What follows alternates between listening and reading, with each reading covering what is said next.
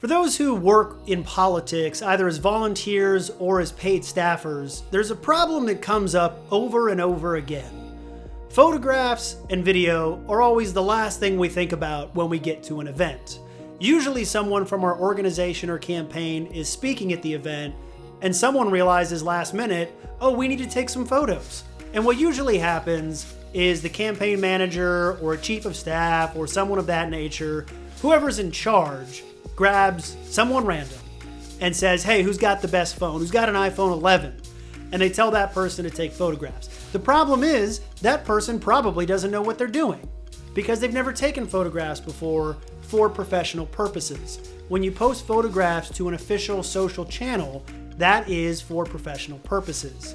So what we're going to do now is go through some of the things you can do to improve those pictures you're taking with your smartphone.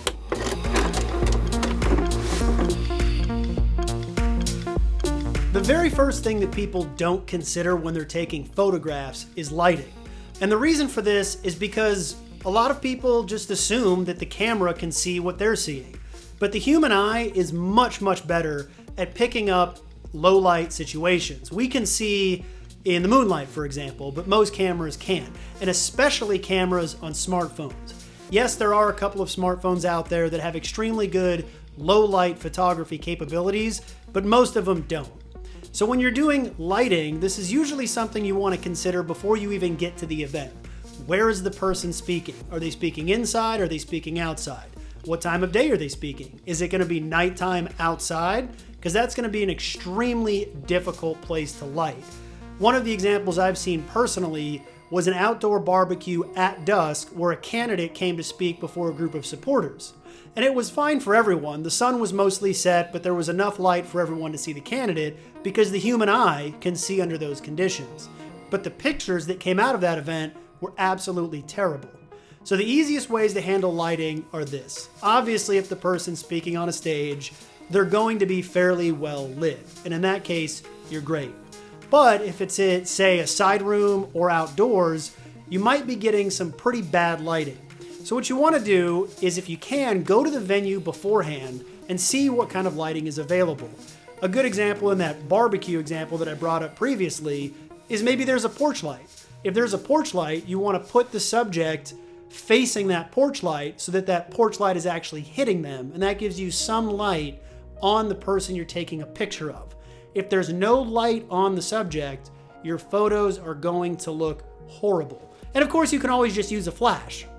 The flash isn't always going to look how you want it to, but it's better to take a picture with the flash on than it is to take a picture in the dark with no light whatsoever. And if it's an indoor setting where there's not a lot of light, look for a floor lamp or something like that that you can move around and get near the person who's speaking. So again, there's just some light on the person's face. The second mistake I see all the time is distance. And this one I don't really understand. People don't want to get near the subject. I guess they think they're interrupting the event by getting between supporters and the person speaking. If you're in charge of taking photographs at a political event and you're trying to get the subject, the person speaking, you have to get up close. A lot of people just stand in the back with the rest of the staff. They snap a couple of pictures that shows the entire venue, the whole space, the entire crowd. And the person who's actually speaking is this little tiny speck way, way off in the back of the photo. This is what I call a proof of life photo. All you're doing is proving to your social media audience that yes, this candidate was there. Yes, they spoke to this group. Here's our proof of life photo. It happened. But that's not what you want. You want to capture the person close up in action, hand gestures, speaking, things of that nature. And you can also get up close with the audience. Come around the front. Take pictures of the audience from where the person is speaking towards the back of the room and get some reaction shots of the crowd itself. These will be much better photos, but it requires you to close the distance. Do not take photographs from very far away from the subject because you're not going to get what you want and the photos are not going to be interesting and people are going to scroll right through their timeline, right past your official social pages. And the last thing you want to get right is the framing of the shot.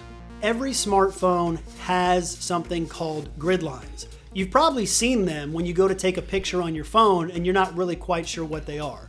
The grid lines are your guide to hit something called the rule of thirds.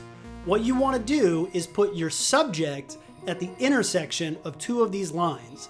There's 4 possible places you could put them. Usually it's going to be on the top left or on the top right. That's where you want to put the eyes of the person that you're taking a picture of. It's much more natural, it's much more engaging. Some of the things that I've seen is people will see a sign or a banner in the background behind the person that's speaking, and the person who they're taking a picture of will be way in the bottom of the shot, and there'll be this big banner up behind them. That's not particularly useful. You can barely see the person who's speaking. Forget about the banner, put the words on the banner in the social copy, or superimpose them over the photograph after the fact.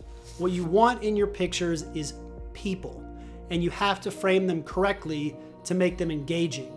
Even if it's a square for Instagram, it doesn't matter. You still want to follow the rule of thirds using those grid lines that are built into your smartphone to get excellent photographs. So those are the 3 things that if you do, you will take better pictures with your smartphone.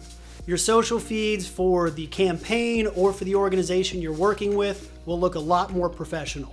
You don't necessarily need to go out and buy an expensive DSLR or mirrorless camera.